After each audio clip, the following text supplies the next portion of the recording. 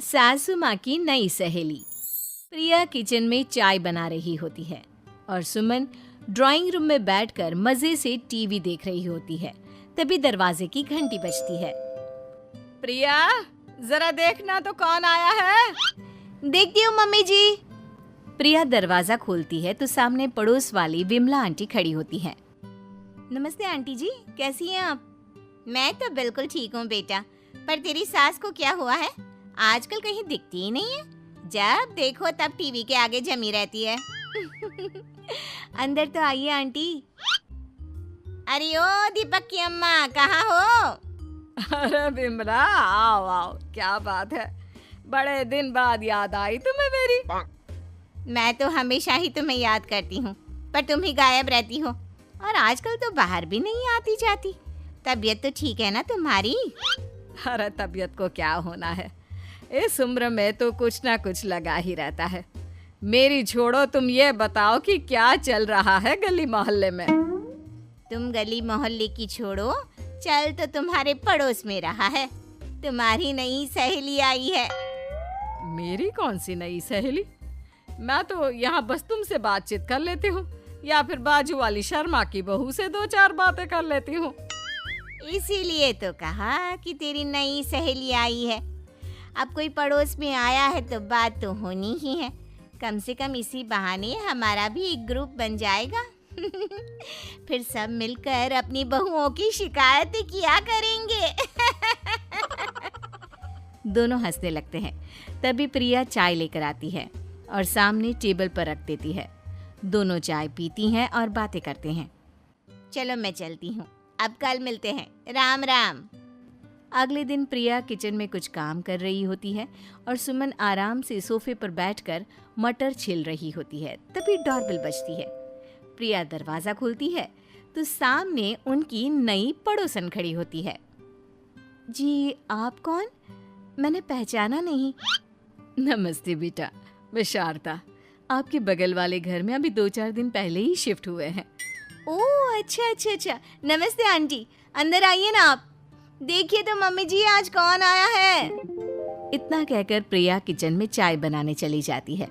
नई पड़ोसन को घर पे देखकर सुमन थोड़ा हैरान हो जाती है। नमस्ते बहन जी, मैं शारदा, आपकी नई पड़ोसन। अच्छा, आप हैं हमारी नई पड़ोसन। आइए आइए, और बताइए कैसी हैं आप? जी बिल्कुल ठीक हूँ। वो दरअसल घर पर छोटी सी पूजा रखवाई थी, बस उसी का प्रसाद देने चली आई। सोचा इसी बहाने नए पड़ोसियों से भी मुलाकात हो जाएगी। ये तो बहुत अच्छा सोचा आपने। सुमन प्रिया को आवाज लगाती है। अरे ओ बहू, जरा चाय पानी का तो आके पूछ लो। ये आजकल की बहुएं भी ना, जब तक बोलो नहीं तब तक कुछ नहीं करेंगी। आई मम्मी जी। प्रिया चाय लेकर आती है। दोनों बैठकर चाय पीती हैं और खूब सारी बातें करती हैं।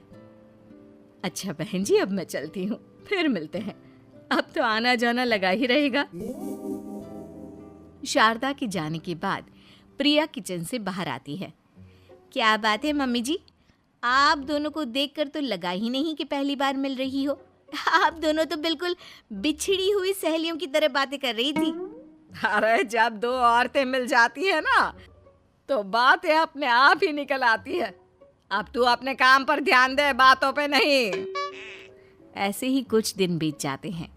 अब सुमन और शारदा अच्छी सहेलियां बन गई होती हैं। दोनों एक साथ मंदिर जाती, मार्केट जाती और कभी कभी तो विमला भी इनके साथ मिलकर खूब हंसी ठिठोली करती। एक शाम तीनों बैठकर सुमन के घर पर चाय पी रही होती हैं कि तभी बहुत तेज बारिश शुरू हो जाती है। सुमन जोर से प्रिया को आवाज लगाती है। प्रिया, ओ प्रिया, देख कितनी तेज बारिश हो रही है। जाके छत से सारे कपड़े ले आ, नहीं तो सब भीग जाएंगे। सुमन 2 बार आवाज लगाती है लेकिन प्रिया का कोई जवाब नहीं आता। शायद प्रिया कुछ काम कर रही है, इसीलिए कुछ जवाब नहीं दे रही। अरे काहे का काम, आराम फरमा रही होगी महारानी। तभी प्रिया बीमार हालत में अपने कमरे से बाहर निकलती है। हाँ मम्मी जी, क्या हुआ? मेरी तबीयत थोड़ी ठीक नहीं है ना, इसलिए आग लग गई। अरे सारे कपड़े भीग गए, और तुझे सोने से फुर्सत नहीं है। सबके सामने सुमन के मुंह से ऐसी बातें सुनकर प्रिया उदास हो जाती है और छत से कपड़े उतारने चली जाती है। सुमन, ये क्या बात हुई? प्रिया ने बताया ना कि उसकी तबीयत ठीक नहीं, इसलिए उसकी आंख लग गई। तुम भी ना खामखा उसे सबके सामने सुना दिया। अरे आप नहीं जानती शारदा जी, कुछ बहुएं ना बहुत आलसी होती है, घर का एक काम नहीं करना चाहती। ऐसा नहीं है सुमन, तुम्हारी बहू तो बहुत प्यारी है, तुम्हारी सारी बात भी तो मानती है। हाँ सुमन, तुम प्रिया के बारे में ऐसा क्यों सोचती हो? मेरी भी दो बहुएं हैं, लेकिन मैं उन्हें अपनी बेटियों की तरह रखती हूँ। आखिर वो भी तो किसी की बेटियां ही है ना। और अगर तुम ऐसा ही व्यवहार करोगी तो एक दिन प्रिया भी तुम्हारे साथ ऐसा ही बर्ताव करेगी। शारदा और विमला की बातें सुनकर सुमन की तो बोलती बंद हो जाती है। वहीं प्रिया भी बाहर से सारी बातें सुन रही होती है। अरे मैं कोई उसकी दुश्मन थोड़ी ना हूँ, मैं भी उसकी माँ हूँ, लेकिन कभी कभी सास बनना पड़ता है, नहीं तो बहुएं हाथ से निकल जाती है। देखो सुमन, ये सब सोच का फर्क है। अगर तुम ये सोचोगी तो कभी प्रिया को अपनी बेटी नहीं बना पाओगी।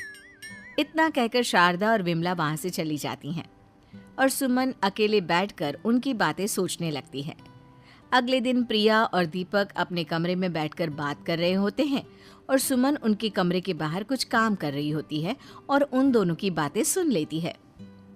दीपक, तुम्हें पता है हमारे पड़ोस में जो शारदा आंटी है ना, बहुत अच्छी हैं। अच्छा, ऐसा क्या हो गया जो तुम्हें वो इतनी अच्छी लगने लग गई? कुछ खास नहीं, बस कल जब मम्मी जी मुझे सबके सामने सुना रही थी तो शारदा आंटी ने मेरा साथ दिया।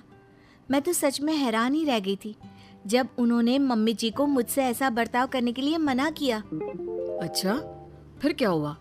होना क्या था, शारदा आंटी तो मम्मी जी को समझा ही रही थी कि बहू को भी बेटी की तरह ही रखना चाहिए, लेकिन मम्मी जी तो मम्मी जी है ना, उन्हें तो मुझ में हमेशा कमी ही दिखती है। काश मुझे भी शारदा आंटी जैसी सास मिली होती जो मुझे भी अपनी बेटी जैसी समझती। सुमन ये सब सुनकर बहुत उदास हो जाती है और वहां से चली जाती है। प्रिया की बातें सुमन के कानों में बार बार गूंज रही थी।